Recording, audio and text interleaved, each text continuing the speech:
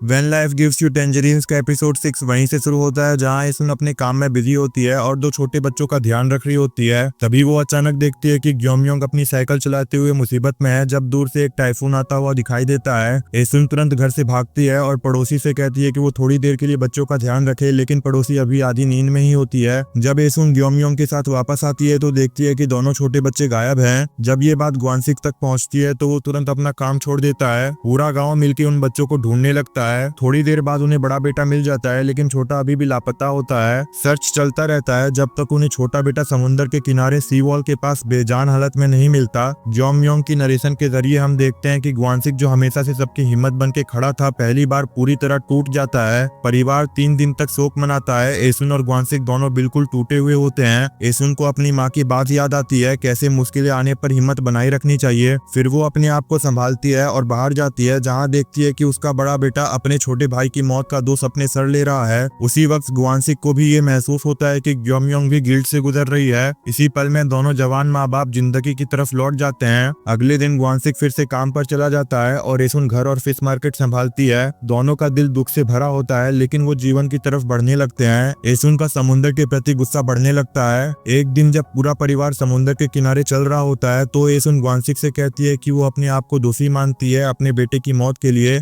ग्वानसिक उससे कहता है कि उनके परिवार में कोई भी दोषी नहीं है, हमें अपने बाकी बच्चों के लिए जीना होगा। सालों बाद एसुन को पता चलता है कि ग्वानसिक भी अंदर ही अंदर अपने आप को दोषी मानता रहा, इसलिए क्योंकि वो समुद्र के इतने पास होते हुए भी अपने बेटे को बचा नहीं पाया। हम एक दिल तोड़ देने वाला फ्लैशबैक देखते हैं, जहां ग्वानसिक अपनी बेटे की मौत पर रो पड़ता है। इसी बीच एसुन देखती है कि उसका किचन खाने से भरा हुआ है। गाँव के लोग चुपचाप उनकी मदद करते रहे थे, उनके घर में छोटी छोटी चीजें छोड़ जाते थे। फ्लैशबैक्स दिखाते हैं कि उनके लैंडलॉर्ड्स हर दिन उनका चावल का मटका भरते थे, जितना चाहिए होता था, लेकिन कभी ज्यादा नहीं, ताकि वो एहसास ना कर सके। एसुन उस दिन चावल नहीं मांग रही थी। जब उसने लैंडलॉर्ड्स को बोला था, वो उनकी छुपी दयालु सोच को समझ गई थी। एक और राज खुलता है, एसुन के स्टेप फादर की पत्नी ने उनके नए घर का 3 महीने का किराया छुपके से भर दिया था। हानियो भी एसुन के प्रेगनेंसी के दौरान उसके लिए पौष्टिक सी फूड जैसे एबलोन बचाकर रखती थी। वक्त आगे बढ़ता है। ग्योमयोंग अपने एग्जाम्स पास करती है और सियोल में कॉलेज जाने वाली होती है। ये एसुन के लिए तीसरी बार होता है जब वो चुपचाप खुशी महसूस करती है। एसुन और ग्वानसिक उसके साथ जाते हैं, जहां उनकी मुलाकात पार्क योंग बूम से होती है, जो ग्योमयोंग का होने वाला फियांसे होता है और तुरंत उसे पसंद करने लगता है। एपिसोड खत्म होता है जब योंग बूम और ग्योमयोंग एक साथ बैठे होते हैं और एसुन और ग्वानसिक हाथ पकड़कर चल रहे होते हैं। जब एसुन कहती है कि वो अपना कैबेज फील्ड बेचकर ग्योमयोंग के लिए घर लेना चाहती है, तो ग्वानसिक उसे कहता है कि उसे वो खेती अपने लिए संभाल कर रखनी चाहिए। ये एपिसोड आपको कैसा लगा कमेंट में बताइएगा। वीडियो पसंद आया है तो लाइक करें, चैनल पे नए हो तो सब्सक्राइब करें। Thank you so much for watching.